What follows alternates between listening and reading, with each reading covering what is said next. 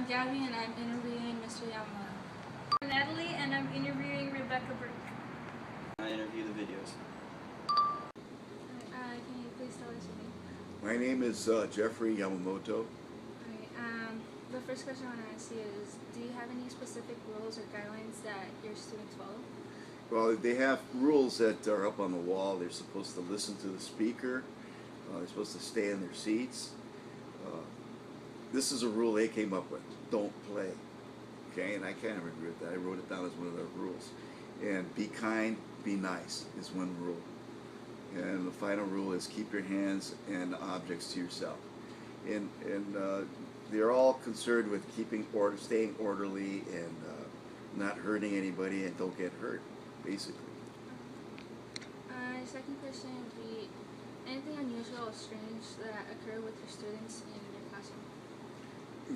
Like I said, because they're 6 and 7 years old, everything they do is kind of strange from the adult perspective. But with your mind on the development of them, everything's within a normal range. To say does anything strange or unusual happen?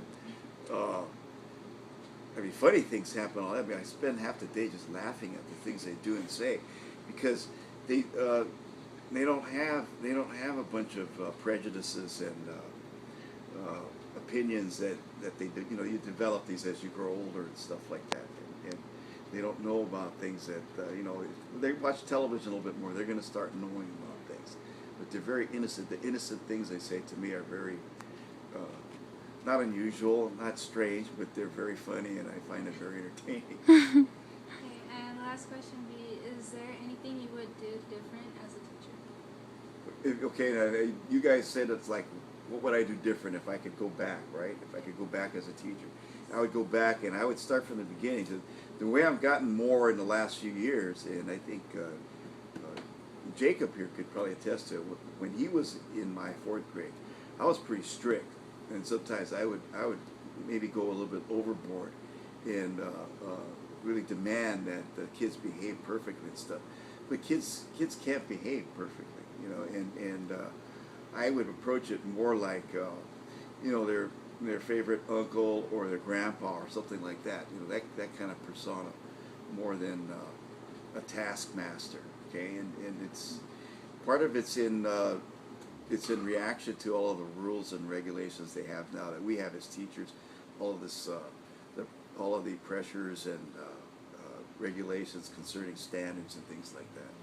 I think we have to get more with developing the kid as a person instead of filling them with ways to think so that they can go to college. Exactly. That's a good thing to go to college and everything, but they need to be able to think in terms of, is this the right thing to do from moment to moment?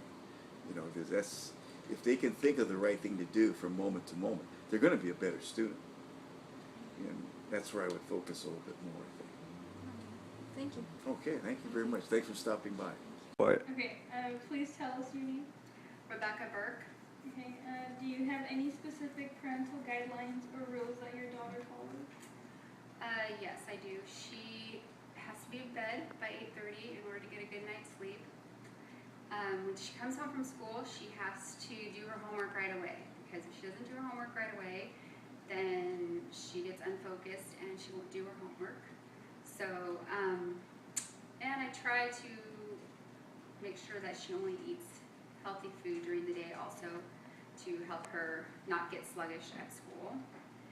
And that's about it. Okay. Anything unusual or strange that occurs with your daughter? She is having trouble reading. She can read, actually she's learning to read, but she's having trouble recognizing letters, the basic letters. And she also is using numbers instead of letters, and so if you ask her what a letter is, she'll give you a number, even though she knows the difference between letters and numbers. So we're thinking she might be a little dyslexic. So. Is there anything you would do different as a parent? I would have put her in preschool. That might have helped. But I didn't want her, she was our baby, so I didn't want her to be in school all the time. And so that's why I didn't. And now I'm rethinking that. But other than, I probably would have spent more time since I didn't put her in school, doing more schoolwork instead of just the basic learning things that I taught her to do. But like her name and whatnot, and colors and shapes, I would have done more of the letters and numbers a little bit more. Okay, that's it. Thank you.